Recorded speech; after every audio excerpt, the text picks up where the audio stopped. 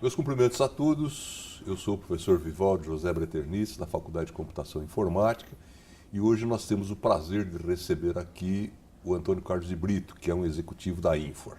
Brito, prazer em tê-lo aqui. Como vai, professor?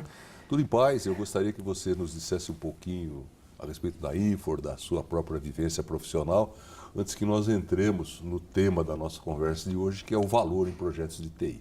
Excelente.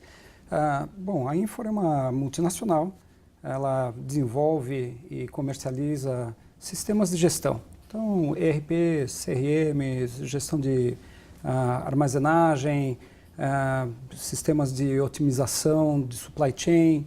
Então, ela está envolvida em todos esse tipo de sistemas, né? O meu papel lá na Infor é de fazer a engenharia de valor para esses sistemas, né? Para o processo de comercialização desses sistemas. Traduzindo em uma linguagem muito simples, é ver se vale a pena investir nesses sistemas, né? Se esses sistemas, uma vez implantados, se pagam, né? Com a geração de benefícios que esse sistema gera. Muito bem. Antes de entrar efetivamente no nosso tema de hoje, eu gostaria de lembrar a todos que o Brito é mackenzista, né, Brito? Sim, estudei aqui de 80 a 82, né, fiz colegial aqui, o prédio ainda existe, né, né, aqui tá quase difícil de reconhecer aqui o Mackenzie, né, mas tem um M gravado aqui no coração. Sim. Que bom, isso nos deixa ainda mais feliz por tê-lo aqui. Mas vamos partir ao tema da nossa conversa, o valor em projetos de TI. Você poderia nos definir o que é valor? Quando a gente fala em valor, nós estamos falando só em custo, estamos falando em mais algumas coisas, além do custo, de outros benefícios, outras vantagens que a empresa pode ter. Poderia nos definir isso um pouco melhor? Quando a gente se refere a valor é o resultado que a gente tem entre o que um projeto, um processo gera, então sim, quais são os benefícios e qual que é o investimento necessário para manter esse processo funcionando. Então, é muito fácil a gente pensar naquelas arvorezinhas, né, que tem uma árvore de valor que fica muito fácil de olhar, né? Então, se a gente imaginar valor como sendo o retorno sobre o capital investido, retorno a gente pode resumir assim em margem, né? A margem vem de receita menos custos, menos despesas, né? Então essa parte é a margem. E daí o valor investido é o capital de giro, então tudo aquilo que você financia o seu fornecedor, financia o seu cliente, financia seus inventários, né, seus estoques para você manter isso funcionando, e os ativos fixos que você tem dentro da sua empresa. Perfeito. Então, isso a gente conta valor, né? E valor é ao longo do tempo. Então, quanto mais rápido você consegue isso, mais valor tem, né? R$1 hoje vale mais do que R$1 amanhã. Essa daí é uma máxima, né? Então, quanto mais rápido a gente consegue recuperar esse real, melhor. Falando especificamente de tecnologia da informação, que é o tema-chave da nossa faculdade, da nossa unidade aqui dentro do Mackenzie. Por que a gente deve avaliar valor de um projeto de TI? O que é importante considerar ao se estimar esse valor? Bom, um sistema de TI, né, um sistema de tecnologia de informação, é um projeto que concorre com vários outros projetos dentro de uma empresa. Então, se a gente imaginar uma empresa industrial, né, você tem vários projetos que exigem investimento. E você começa a colocar isso daqui numa tabela, numa lista, e fala, olha, se eu comprar essa máquina para expandir a capacidade, isso exige tanto de investimento e me traz tanto de capacidade produtiva, que me traz tanto de venda, que me traz tanto de margem, né? Então, e você vai colocando isso daqui, né, e vai comparando esses projetos aí. E daí entra os nossos projetos de TI, né? Perfeito. E vai lá o gerente de TI ou o diretor de TI explicar para a diretoria, por que é que aquele projeto lá é fundamental? Olha, eu tenho que apresentar um caso, né? Qual que é o caso? Quanto que me traz de benefício, em quanto tempo, quanto vai exigir de investimento, quantas pessoas é que eu vou ter que alocar dentro desse projeto para fazer esse projeto acontecer, quantas pessoas operam esse projeto depois que ele é implementado. Sim. Então, tudo isso acaba sendo assim, uma defesa para você, para o gerente de TI, para o diretor de TI, conseguir obter fundos para conseguir investir, né? Então, a importância está aí. Qual é o processo que você emprega para conseguir defender esse seu projeto? E os critérios, né? Os critérios que a gente usa, normalmente são em quanto tempo esse projeto se paga. Então, eu vou investindo, vou gastando, daí o projeto começa a funcionar, né? O Go Live. Né? Perfeito. Então, daí do Go Live, ele começa a gerar benefícios, né? Essa curva de benefícios vai chegando até o ponto que o benefício se iguala com aquilo que se investiu. Quanto tempo decorreu? É o payback. Isso daí é uma das medidas importantes. Uma segunda medida muito importante é qual que é o valor presente líquido disso. Ou seja, ao longo do tempo, de novo, a gente volta à história do real de hoje, que vale mais do que o real de amanhã, né? Eu trago todos esses reais que eu gero, menos os reais que eu gastei, que eu investi, e eu trago valor presente. Então, hoje, quanto é que me sobra? Quanto sobra no bolso de quem investiu nesse projeto? Isso daí é o valor, e isso é medido, e isso é uma das medidas super importantes para você definir se um projeto vai ser implantado ou não. Mais especificamente para a área de tecnologia, de sistemas de informação, existe alguma metodologia tradicional, digamos assim, popular, que embute todos esses conceitos? Alguma coisa que os nossos alunos possam começar a pensar quando estiverem envolvidos em um projeto desse tipo? Bom, a metodologia tradicional para se fazer isso daí é o fluxo de caixa descontado. Perfeito. Né? Que é justamente isso daqui, né? Você coloca todos os fluxos, ou seja, o que você ganhou, o que você investiu, né? O que custa para operar aquele sistema, e você coloca isso daí ao longo do tempo. Né? E daí você coloca 24 meses, 36 meses, 60 meses, né? Então os projetos são mais ou menos nessa duração, né?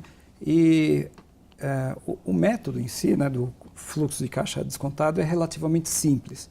Difícil é você estimar o benefício. Perfeito. Como que você realmente como que você estima o benefício, né? O investimento é muito fácil também, né? Que você pergunta para 2, 3, 4 fornecedores, né? Então, né, no meu caso, eu recebo aí um pedido de quanto que vai custar esse projeto, né? Então, eu posso falar, olha, vai custar tanto de licença, vai custar tanto de implementação, ou vai custar tanto por mês de subscrição aí de um sistema na nuvem, não é? Mas e os benefícios? Os benefícios daí você precisa comparar com outras experiências.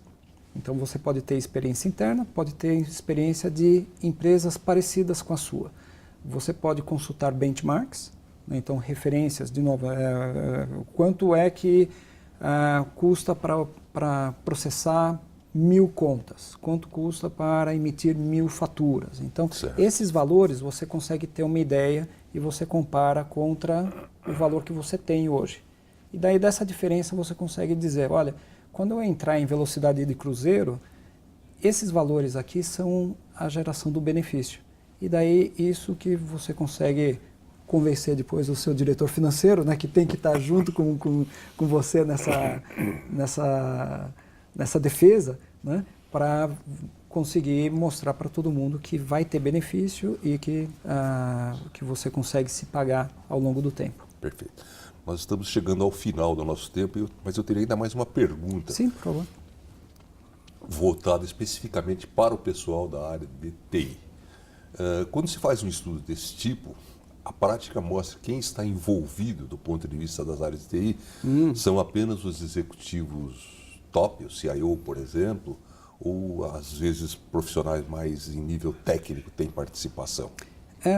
Isso é um corte transversal, né? Então, eu vejo assim, gente, né, sem dúvida, né, o CIO, o diretor de TI, O gerente de TI tem um papel de liderar o processo, mas depende de gente que tem o contato com as áreas de negócio, né? Então os famosos business partners, os business analysts, né? Os analistas das áreas de negócio, o pessoal de infraestrutura e mais recentemente o pessoal de comunicações, né? Por conta de muitas soluções estão na nuvem, então eles também são envolvidos para dizer se a empresa tem a capacidade para implantar isso ou não. Então tem para todo mundo. Tem para todo mundo. Uma pergunta que eu sempre faço aos nossos convidados, fica muito fácil você falar em fatores críticos de sucesso, experiências felizes, etc., né? Dizem que o sucesso tem muitos pais e o fracasso é órfão, né? Existe algum caso clássico envolvendo grandes empresas multinacionais, de presença mundial, em que esse tipo de coisa foi conduzido de maneira equivocada e gerou algum grande fracasso? Tem algum grande desastre que a gente pode reportar? Vários desastres, né? E existem listas aí disponíveis na internet falando, olha, a empresa tal devolveu o sistema, eu não vou falar os nomes, né? Mas assim, a empresa tal devolveu o seu sistema, está processando o fornecedor de tecnologia tal. Outra empresa está processando não só o fornecedor de tecnologia, como a consultoria que fez a implementação desse projeto, porque depois de 5, 6, 8, 10 anos, não conseguiu implantar o sistema. Então, esse tipo de problema é reportado quando a gente começa a entrar já nas páginas policiais, né? Não sair das páginas de negócio e ir para as páginas policiais. Você encontra esses casos aí, são muito tristes. Quando a gente olha a magnitude dos números, a gente fica chocado. São coisas assim de 25 milhões, 30 milhões de dólares de prejuízo. O último que eu lembro de ter lido era alguma coisa como 150 milhões de dólares de perdas e danos contra o fabricante do software e a companhia que estava fazendo a implementação. Existem alguns casos clássicos aí, né? Por exemplo, está em toda a literatura, a gente pode dizer o nome, a Fox Mears, né? Que era uma empresa americana. Mas a minha pergunta focava mais no aspecto de o projeto foi um fracasso por não trazer retorno, pela análise de valor ter sido equivocada.